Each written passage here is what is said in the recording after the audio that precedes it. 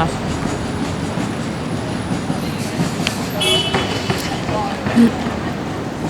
Je vais faire une petite introduction.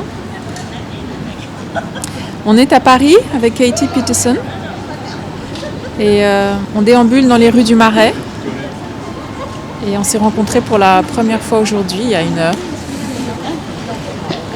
On s'est rencontrés devant la maison de Victor Hugo et on s'est donné rendez-vous et continuons la discussion en anglais. En anglais. Sauf si tu veux parler en français. C'est mignon. Very cute microphone.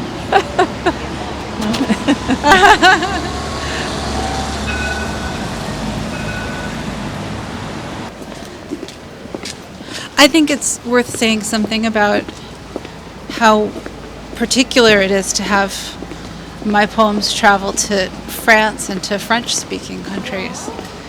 French is the first language that I learned that wasn't English, and I've always thought of it as a language of such beauty and clarity. And to me, when I think about a French reader reading my poems in your words, I feel the same sense of hopeful connection as a person writing a love poem, I think, a desire for connection. And I think there's something so basic about that hope, that you would be understood through translation in another language. And so many of my poems are about an intimate act of trying to be understood, trying to understand oneself. What is exciting to me about that, and these other translations too, is that something small could travel. A communication is a small thing, but that it could travel even in how small it is and matter.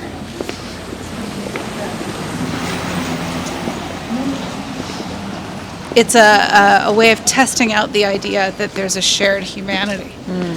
I'm thrilled to be part of that test.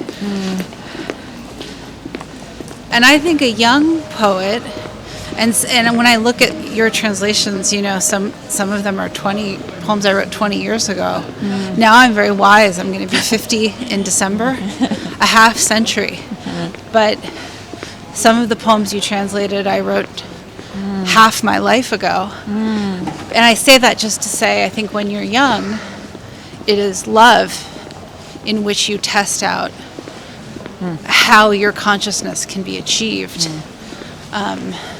because it pertains so clearly to you. I think just as when the Buddhists meditate, you begin the meditation by trying to grant yourself peace and then grant those around you and then the world. The young poet begins with their own affairs of the heart, and then sometimes that expands. Yes. So for me, to nature, I think. Oh, that's the place. It's going to be noisy. And there's a table for one person right there. One of us would have to sit on the table. We could sit outside, I suppose. I think we'll get cold quickly. I think we'll get cold. Look at us in our scarves. We have to save our throats. Yeah.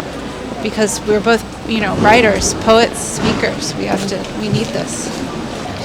But I guess I think what you're talking about is that there's the practicalities of the thing, just like in any ritual. And then there's a sixth sense happening. There's another thing operating when you translate, about bringing the whole thing together as a whole, or understanding it. That's as perishable as the poetic impulse. This is it. Bringing it as a whole, this is the point. And the most difficult. My friend Lindsay, who translates from French into English, says that one of the biggest problems that she has as a translator is, are you using the same words too much? Are you using too many different words, right? Like getting that idea of the unity, that you need whatever is in the right place. Because poetry is so tight. Its meaning, it wants to be so concise. It wants every word to be used for many, many different things. And I think in order to do that, it doesn't quite make sense, but like, it's not that you need to control the words more, it's actually that you need to control them a little less. Oh, right. Right. Bonjour. Bonjour. On a un café, on peut s'installer là? Merci. If you put down a word on the page and you're like, I want this to only mean, you know, green tree or something like that, like, all you get is the literal meaning.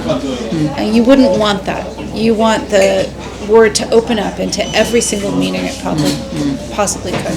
The personal, the political, the symbolic.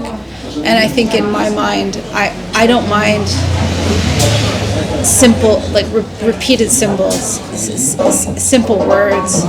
I like a simple language to hold a complex meaning.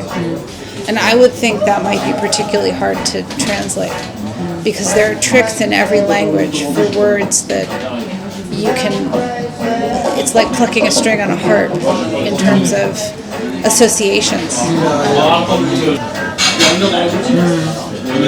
Yeah, I like the idea of the poem staying in mind, lingering, and making its way. We can't remember that much. I'm trying to think of a good example from the poems, but I'm thinking that line, that's the title. In English, it's sweetness in the face, and in French, it's douceur en plein visage. Yeah, and plein visage and face are different words. To face something in English has a meaning, and that meaning is there somewhere, but douceur en plein visage has a different association, I would think. And yet every single word in that line is very rich, so it doesn't matter to me whether the associations are different. I sometimes think of French as having a more immediate physical charge than It's English. funny because I would rather think the opposite. Maybe that's just a game between translators and writers. We want the other one to be the body. Au revoir.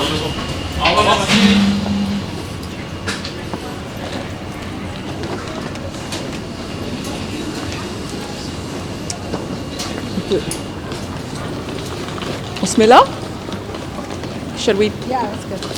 Oh, it's so quiet out here. Sweetness in the face.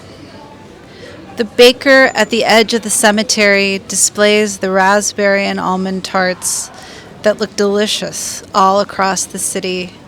His visual arrangement beckons hunger. On a rainy day, the berries glisten. It is not like either of us to gorge ourselves on sweets. A coin sat in your throat, the day before coated in some liquor of the Douceur en south. plein visage. Drink slowly and with Le 2 boulanger au cubes of coin du ice, cimetière and présente as des you tartes drink, aux turn amandes et framboises sunshine into qui semblent blood. délicieuses dans toutes les Somewhere an lumières. angel Son art de la worth your présentation faith donne faim. throws his leg Par over un a jour de pluie, casement. les fruits brillent. Over his right shoulder Ce n'est pas ascends a notre genre de crescent nous moon. empiffrer de The bonbons. coin in your throat, an Dans ta gorge, understanding une of pièce how de much monnaie. more you were Ta entitled gorge un to. jour avant, tapissée d'une I would liqueur take du any sud. palliative measure. You said in the Bois gallery lentement as we et settled ajoute-y into 2 a wordy glaçons. astonishment Et tout en at the buvant, dead transforme la chaleur toreador's du soleil 2 en white-socked feet pointing into Quelque part, space un ange just digne de ta north of foi the jette outstretched ses jambes drama of par-dessus his une cloak, fenêtre. a pink as Sur son épaule delicate as a droite, un girlish poisson de lune wound. se lève. I believe you La have been pièce through dans ta enough. gorge, un savoir de Coin tout you ce à quoi spent tu as encore droit. is just a taste of what the Je prendrais treacherous and n'importe quelle fecund mesure earth palliative, will as tu cough dis, up dans un musée when alors you qu'on stare at commentait notre sweetness in the stupéfaction face. au pied du toréador mort, dont les chaussettes blanches pointaient en l'air au nord du drame de sa cape étalée. Son rose aussi délicat qu'une écorchure de petite fille. J'imagine que tu as traversé suffisamment d'épreuves. La pièce que tu as dépensée est un simple avant-goût de ce que la terre féconde et traite te crachera dessus quand tu fixeras sa douceur en plein visage.